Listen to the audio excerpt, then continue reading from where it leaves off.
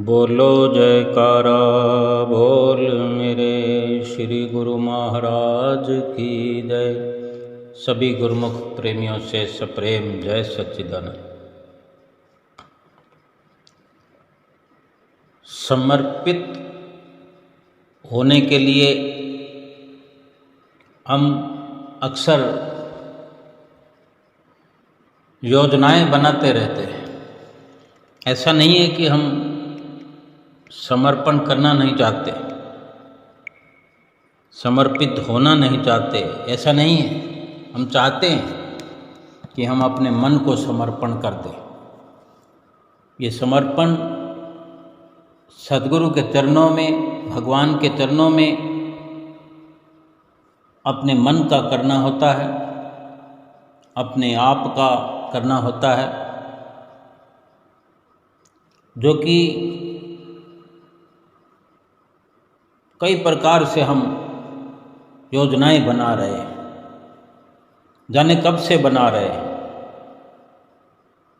जो हम रोज़ सुनते हैं, अपनी सुरती को सतगुरु के चरणों में लगाओ, अपने ध्यान को सतगुरु के चरणों से जोड़ो, अपने आप को संसार से हटाओ। वास्तव में दिक्कत कहाँ है कि संसार से सूरत जब हटेगी नहीं, संसार का भरोसा जब तक मिटेगा नहीं, संसार का अक्स अपने अंदर से हम जब तक निकाल नहीं पाएंगे, जो संसार का नक्शा हमारे हृदय के अंदर छपा पड़ा है, मेरा धन मेरो धाम, मेरो सुत मेरो बाम, मेरो पशु मेरो गाम, भूलियो फिरत है, तू तो भयो बावरो बिकाए गई बुद्धि तेरी, काम को बिगाड़ के अकाज क्यों करत है। संत सुंदरदास जी फरमाते हैं, हर वक़्त इंसान मेरा धन मेरा धाम, ये मेरा धन है, मेरा ये धाम, मेरा ये इलाका, ये मेरा ठिकाना है, घर है, बंगला है जहाँ हम रहते हैं, मेरा पशु मेरा गांव, ये मेरे पशु हैं। गांव में तो यही सब हुआ करता था। एक वक़्त होता था जब ये संतों महापुरुषों की वाणियाँ उच्चारण हुई है, उस वक़्त अपने पशुओं का ही घमंड होता था, एक चर्चा चला करती थी। आजकल जैसे बैंक बैलेंस आ गया, उस वक़्त बैंक बैलेंस नहीं चलता था। धन होता तो वो सिक्के होते थे, अधिक धनाढ्य होता था उसके पास अशर्फियाँ होती थी, गरीबों के पास चंद सिक्के होते थे। कहीं भूले चुके 1 रुपये का नोट, 2 रुपये का नोट, 10 का नोट हुआ तो समझो जैसे 2000 का नोट है, या फिर गहने हुआ करते थे। अक्सर ये दबा कर रखते थे ज़मीन में, बैंक नहीं होते थे। सेठ साहूकारों के घर होते थे, हवेलियाँ होती थी, उनमें तिजोरियाँ हुआ करती थी। तो तिजोरी भी खरीद ही वही सकते थे सेठ साहूकार। और वहाँ जो अक्सर सेठ कहाए जाते थे, उनके पास ऊँट होते थे, गायें होती थी, बकरियाँ होती थी, भेड़ें होती थी, घोड़े होते थे। यानी वही जिक्र संत सुंदरदास जी ने कहा है कि मेरो पशु मेरो गांव, अपने गांव का घमंड, अपने पशुओं का घमंड, मेरो सुत मेरो बाम, अपने पुत्र का घमंड। सुंदर कहत तो है नेक हो न आवे लाज, काम को बिगाड़ के अकार्ज क्यों करत है। संत सुंदरदास जी फरमाते हैं, तुझे जरा भी शर्म नहीं आती कि अपने काम को बिगाड़ने में लगा हुआ है।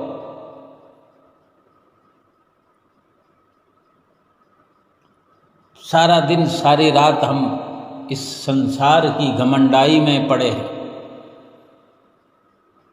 किसी को किसी चीज़ का घमंड है, किसी को किसी चीज़ का घमंड है। समर्पण हो कैसे? और समर्पण बिना फिर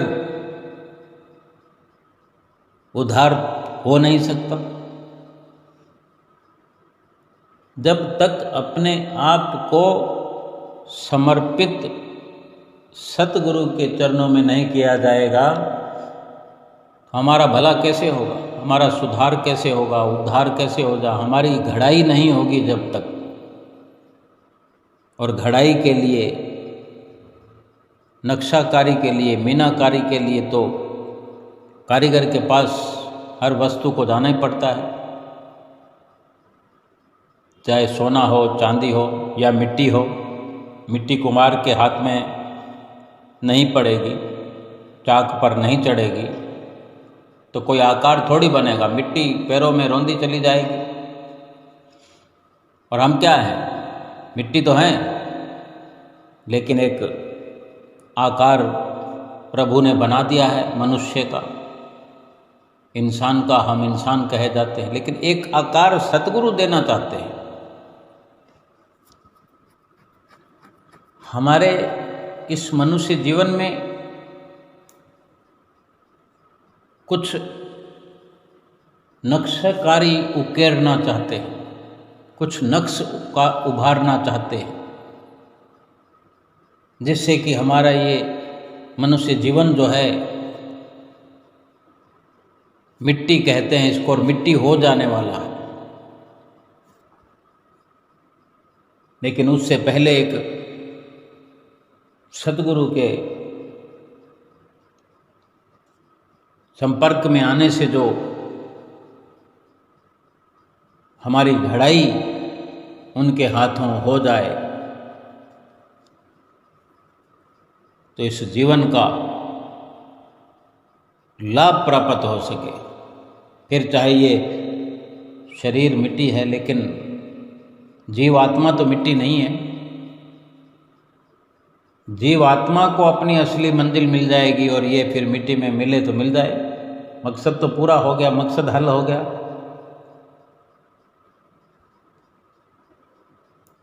अब महापुरुष फरमाते हैं कि अपने बने बनाए काम को बिगाड़ रहा है। कभी कहता है मुझे बाल बच्चों से फुर्सत नहीं है, कभी कहता है मुझे काम धंधे से फुर्सत नहीं है, कभी कहता है अभी टाइम नहीं है, कभी कहता है कि मैं अभी सो रहा हूँ, सोने का टाइम हो गया। महापुरुष फरमाते हैं कि अगर प्रभु की भक्ति नहीं है तुम्हारे जीवन में, प्रभु का भजन नहीं है, प्रभु की याद नहीं है, तुम रात को क्या तुम दिन में भी सो रहे हो? बंद आंख तो बंद आंख, खुली आंखों में भी सो रहे हो। लेकिन हम हैं कि हम समझना चाहते नहीं हैं, समझदार होकर भी अनसमझी वाला कार्य हम कर रहे हैं, अपने काम को बिगाड़ने में लगे हुए हैं। जबकि इस मनुष्य जीवन को इसीलिए दिया गया कि बिगड़ा हुआ काम हम संवार सके। अगर हम नहीं कर रहे अपना काम, तो फिर महापुरुषों का कहना ठीक है कि हम अपने काम को बिगाड़ रहे हैं। साफ संतों महापुरुषों ने कहा है कि तुझे जरा भी शर्म नहीं है। सुंदर कहत तो है नेक हो न आवे लाज, काज को बिगाड़ के अकाज क्यों करत है। हर वक्त धुन सवार है, अपने मन में जानता है कि मेरा इतना कारोबार है, मेरे पुत्र हैं, मेरा घर है, मेरा ये है। और वास्तव में इस घमंड के कारण हम समर्पण नहीं कर पाते, और समर्पण के बिना हम कुछ भी नहीं हैं, कुछ भी नहीं होगा हमारा। जैसे आए थे वैसे हाथ लटकाते हुए चले जाएंगे, खाली हाथ लेकर। फिर कितनी शर्मसारी होगी।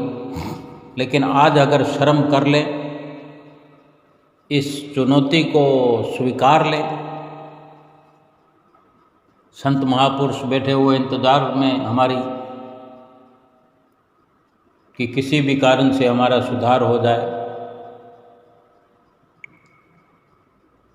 जब सबका घमंड उतर जाएगा अपने आप। हम नहीं घमंड किसी का छोड़ेंगे। संसार का किसी भी प्रकार से हम भरोसा छोड़ने वाले नहीं हैं, लेकिन जब संसार के सारे भरोसे हमें छोड़ देंगे तब कोई दर नहीं बचेगा। तब सतगुरु के दर पर हम सर रगड़ने जाएंगे। फिर तो समय व्यतीत हो चुका होगा, सब कुछ समाप्त हो चुका होगा, तब कुछ नहीं बनेगा। लेकिन आज तो वक्त है अपने आप अपने जिम्मेदारी समझ करके, अपनी जो ये जिंदगी है एक चुनौती समझ करके हम इस जिंदगी में, इस जीवन में वो कार्य करें जो हमें करना है। और समर्पित हुए बिना, संसार के तो समर्पित हुए पड़े हैं, संसार को सब कुछ दे रखा है हमने, पूरी चित्तवृत्तियां ही संसार में लगा रखी, यानी बहुत सारे केंद्र बिंदु बना रखे हैं। जैसे कि समझना चाहें तो जिन जिन से हम जुड़े हुए हैं, बच्चों से जुड़े हुए हैं, पत्नी से जुड़े हुए हैं, पति से जुड़े हुए हैं, माता पिता से, सास ससुर से, अड़ोस है, पड़ोस है, मित्र हैं, संबंधी हैं, कुटुंबी हैं, कुछ दुकानदार हैं, कुछ बिजनेस वाले हैं, कुछ ग्राहक हैं, किसी के हम ग्राहक हैं। हमारी जो सूरत की धार है, हमारी सूरत की किरणें जो हैं बिखरी पड़ी इधर, कोई कहीं, कोई कहीं, कोई कहीं, कोई कहीं। जैसे सूर्य जो उदय होता है, सूर्य तो नीचे नहीं आता ना, लेकिन सूर्य की किरणें ही प्रकाश फैला देती है। हमारी भी जो सूरत की किरणें हैं, सूरत जो है कई हिस्सों में बंट कर फैल गई है, थोड़ा थोड़ा थोड़ा थोड़ा करके। यही तो समर्पित है, यही तो समर्पण है। अब कब उसको हम समेटें और फिर नए सिरे से समर्पण करें?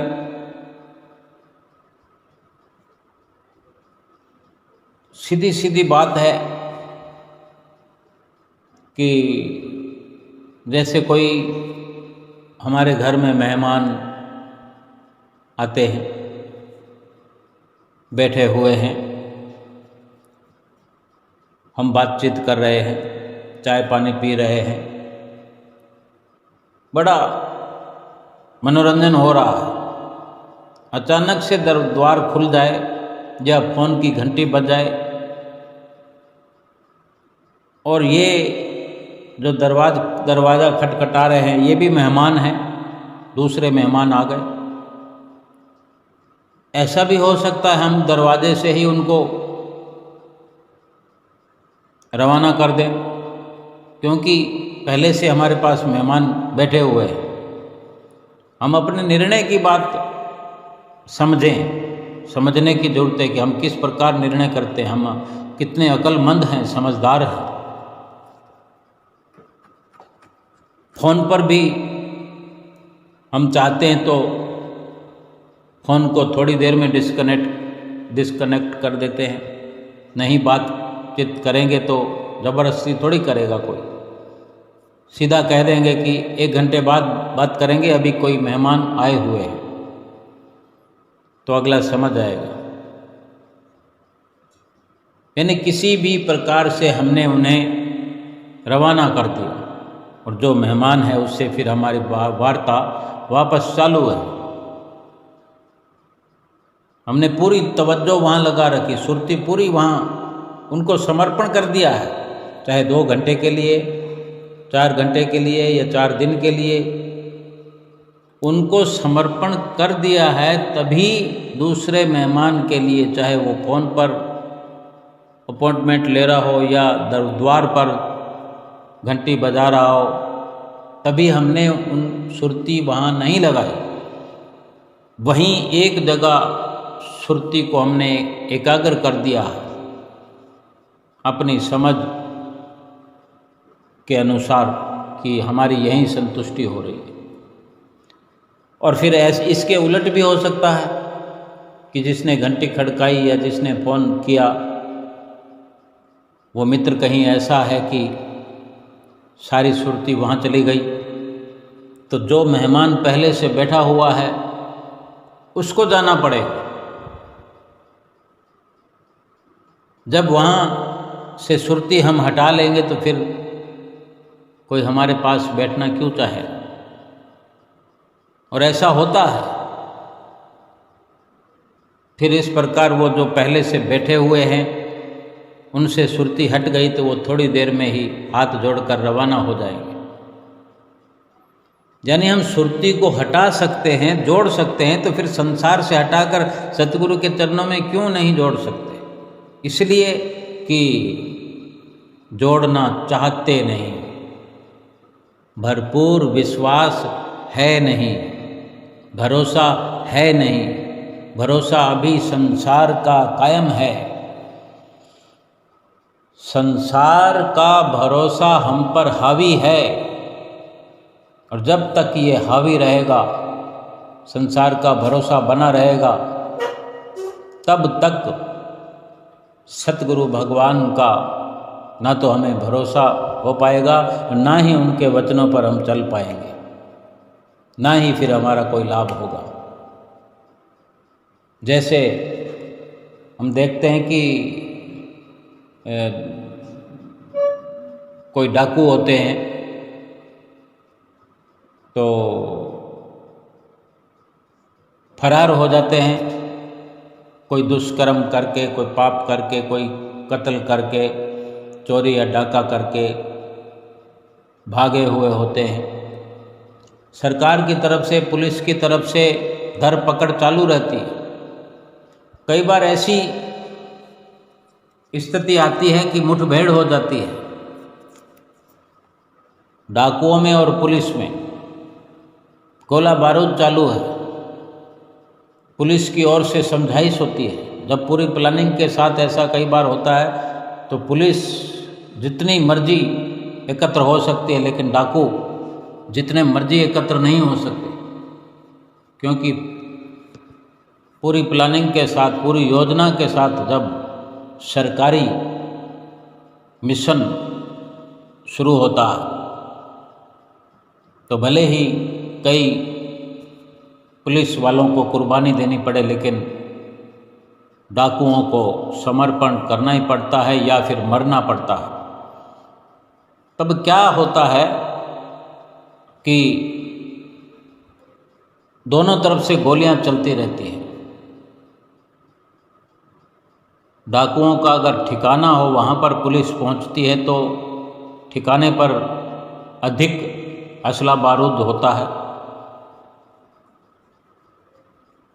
कई बार अचानक से डाकू कहीं गिरफ्त में आ जाएं, कहीं चोरी डाका लूटपाट करने की योजना से जा रहे हों और पुलिस अपना जाल बिछा दे। तो इस प्रकार से जब गोला बारूद दोनों तरफ से चलता है, बहुत देर के बाद जब कुछ डाकू मारे जाते हैं, लेकिन कुछ एक रह जाते हैं, तो तब तक वो समर्पण नहीं करते हैं जब तक बंदूक में एक भी गोली बची हुई है।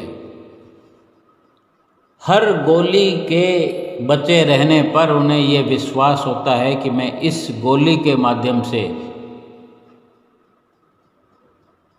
जीत हासिल कर लूँगा।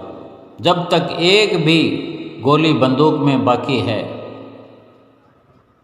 तब तक भी वो यही विश्वास करता है कि ये गोली मुझे जीत हासिल कराएगी। या कई बार पता भी नहीं लगता है और दन दनादन गोलियां चलती रहती है, और अचानक से बंदूक खाली बजती है तो सामने वाले को भी आवाज़ पहुंच जाती है कि अब इसकी बंदूक में गोली नहीं है, या तो दूसरी बंदूक उठाएगा या दूसरी गोली और डालेगा। और एक दूसरे के चेहरे देखकर, एक दूसरे की कोशिशें देख के समझ आते हैं। और ये सच्चाई जब सामने आती है, डाकू के पास अलग से गोली नहीं है, कोई और व्यवस्था नहीं है और अंतिम गोली समाप्त है, तब उसको पता है कि एक पल में भी, एक ही पल में मुझे गोलियों से भून दिया जाएगा। अगर वो मरना नहीं चाहता, बचना चाहता है, बंदूक को फेंक देता है और हाथ खड़े कर देता है और चल पड़ता है उनकी तरफ, पुलिस वालों की तरफ, तब पुलिस की तरफ से कोई गोली नहीं चलाई जाती, क्योंकि समर्पण हो गया। हम ये यकीन कर लें कि हम संसार रूपी गोलियां, संसार रूपी भरोसा, संसार रूपी घमंड में चकनाचूर हैं, संसार के भरोसों को पेश करते रहते हैं। दुख आती है, मुसीबत आती है तो भागते हैं उसके पास, उसके पास, उसके पास। जब कभी ऐसी मुसीबत आती है कि भाग भाग के थक जाते हैं, एक भी भरोसा संसार का जब तक रहता है तब तक हम भगवान को नहीं पुकारते। इस प्रकार कभी अस्पताल में बैठे हों या कोई और दुख हो, कोई और परेशानी हो, एक परेशानी तो हमारे साथ जुड़ी हुई है। हम जब से जन्म लेकर आए हैं, एक परेशानी साथ लेकर आए हैं कि हमें इस भवसागर से पार होना है। वो परेशानी जो कि एक बड़ा दुख है, इस दुख को तो हम साथ में ही लाए हैं। अगर हम समझना चाहें, यकीन करना चाहें, अमल करना चाहें, लाभ उठाना चाहें, तो समर्पण तो हमारा पहले दिन से सतगुरु के चरणों में होना चाहिए। क्योंकि भव का जो दुख है, भव की परेशानी जो है, भव से जो पार होने का मकसद है, वो सतगुरु की शरण में आए बिना, सतगुरु के आगे समर्पण किए बिना भव से पार हम नहीं हो सकते। भव के दुख से छुटकारा नहीं हो सकता। ये भव से पार होने का मतलब ये भी है कि 84 लाख योनियों से मुकम्मल तौर पर आज़ादी, यानी भव सागर से पार। अगर नहीं मिली आज़ादी तो भव सागर के बीच में ही, मझधार में ही हम लटक जाएंगे। यानी बार बार जन्म लेना, बार बार मरना, जन्म मृत्यु का चक्कर चलता रहेगा। बचपन से ही हमारा अधिकार तो यही होना चाहिए, हमारी जिम्मेदारी है कि हम अपने आप को सतगुरु के हवाले करें, सतगुरु के चरणों में अपना समर्पण करें, अपनी सुरती, अपना ध्यान लगा करके उन्हीं के आश्रित हो जाएं, उन्हीं के भरोसे हो जाएं। भरोसा तो वही जो भवसागर से पार करने वाला हो। और फिर जैसे जैसे समझ हमारी बढ़ती है, हम तो संसार के भरोसे बनाते चले जाते हैं, बनाते चले जाते हैं। सतगुरु पर भरोसा होता ही नहीं। संसार वाले तो जिस अंदाज में कहते हैं संसार के भरोसे, अपने बेटे पे भरोसा है, अपनी बहू पे भरोसा है, किसी को पति पे भरोसा है, किसी को पत्नी पे भरोसा है, किसी को धन पर भरोसा है, धन के सपने देखता है कि मैं राजा हूँ, महाराजा हूँ, मेरा कोई कौन क्या बिगाड़ सकता है, मेरे इतने मित्र हैं, मेरे पास असला बारूद है, मेरे घर परिवार में इतने लोग हैं। ये सब जो भरोसे हैं टूटने वाले हैं, छूटने वाले हैं, लेकिन हम आंख मूंद कर बैठे हुए हैं। सब भरोसे जब समाप्त हो जाते हैं, जब लगता है कि अब कोई साथ देने वाला नहीं है, तब सतगुरु की चौखट पर हम आकर के अपना माथा रगड़ते हैं। लेकिन क्या उस वक़्त हम सतगुरु की आज्ञा की पालना कर पाएंगे, कर पाते हैं? कहाँ से लाएंगे वो जुनून, कहाँ से लाएंगे वो एनर्जी, वो ताकत? भजन सुमरन करना, भक्ति करना क्या निढाल पड़े रहने से, आराम फरमाने से थोड़ी हो जाएगा? जब हमें कुछ सूझबूझ ही नहीं, अपना होश नहीं है। इसलिए बार बार महापुरुष फरमाते हैं कि अपनी जान को जोखम में डाले बिना वक्त रहते सतगुरु की चरण शरण अपनाओ, सतगुरु के चरणों में, सतगुरु के आश्रित हो जाओ, सतगुरु का ही भरोसा बनाओ। संसार के भरोसे झूठे, जिन गुरुमुखों को बड़े अच्छे से समझ आ जाती है, सतगुरु के चरणों में अपना सर्वस्व समर्पण कर देते हैं। क्या निछावर करना है? तन और मन। मन निछावर कर दिया तो चित्तवृत्तियाँ आ गई, सुरती आ गई, मन आ गया, सब कुछ हो गया। तन समर्पण करना है कि वहाँ पर बैठक बनानी है, बार बार जाना है, बार बार आना है, कुछ समय उनके साथ में बैठना है। उनका साथ, जो ये बाहरी शारीरिक सामंजस्य हमने बनाना है, उनके साथ नज़दीक बैठना है। ये बाहरी मित्रता जो स्थूल रूप से है, फिर ये सूक्ष्मता में प्रवेश करेगी। साथ में बैठने की जो ये नियमावली है, धीरे धीरे अभ्यास के दौरान उनको सतगुरु के दर्शन करना, इन्हीं आँखों से, इसी शरीर से सतगुरु के बताए कार्यों को, सेवा को इन्हीं हाथों से करना, उनको देखना, उनको सुनना, उनको महसूस करना आँखों से। फिर जब आँखें बंद होती है तो बंद आँखों में सतगुरु का रूप नज़र आता है, क्योंकि हमने कैद किया है उनकी सुंदर छवि को, निहार निहार कर अपने भीतर बसा लिया है, अपने नैनों में बसा लिया है, नैनों के द्वारा अपने हृदय में बसा लिया है। फिर उन्हीं का सब कुछ, उनके वचन, उनके दर्शन, उनकी संगत, उनके वचनों का रसपान करते करते उनके वचनों पर अमल करने का बड़ा मन करता रहता है। मन लग जो गया, समर्पित हो गए। अगर इंतज़ार करते रहेंगे, रिस्क, जो डाकू मारे गए, समर्पण नहीं किया, कितना नुकसान कर दिया, और जिसने समर्पण कर दिया, रिस्क तो बहुत उठाया, मर सकता था, लेकिन फिर भी प्रयास कर लिया, बिना देर किए हाथ खड़े कर दिए, समर्पण हो गया। पुलिस ने गिरफ्तार तो कर लिया, लेकिन इस प्रकार के फिर जीने मरने के खेल से वो डाकू बच गया। ना कोई चोरी करनी पड़ेगी, ना डाका करना पड़ेगा, ना बार बार पुलिस से लुका छुपी करनी पड़ेगी, ना भय के माहौल में रहना पड़ेगा। लेकिन वो स्वीकार कर ले कि अब सब प्रकार से तौबा, तो वो समर्पण उसके जीवन को चार चांद लगा देगा।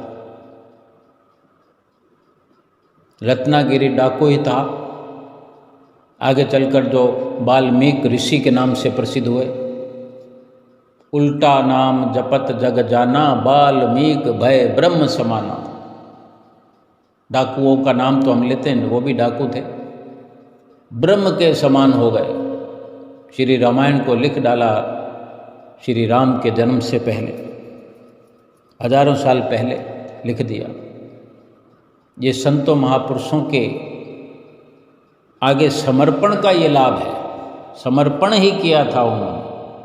बहुत भरोसा था घर वालों पर, लेकिन संतों के कहने पर जब उन्होंने समझने का प्रयास किया तो पूछ लिया, परिवार वालों ने मना कर दिया कि हम तुम्हारे दुखों में भागीदार नहीं होंगे। विराग हो गया, सत्य की समझ आ गई। हमें भी समझना है, सभी भरोसे छोड़कर अपने सतगुरु के चरणों का भरोसा आज ही हम ले लें। कोई रिस्क नहीं लेना कि कहीं हाथों से वक्त निकल जाए। सबको समर्पण करने का फिर वक्त नहीं मिलता, क्या पता कब बुलावा आ जाए और हम समर्पण करने में चूक जाएं। आज वक्त है, समझ है, सब कुछ हमारे हाथ में है।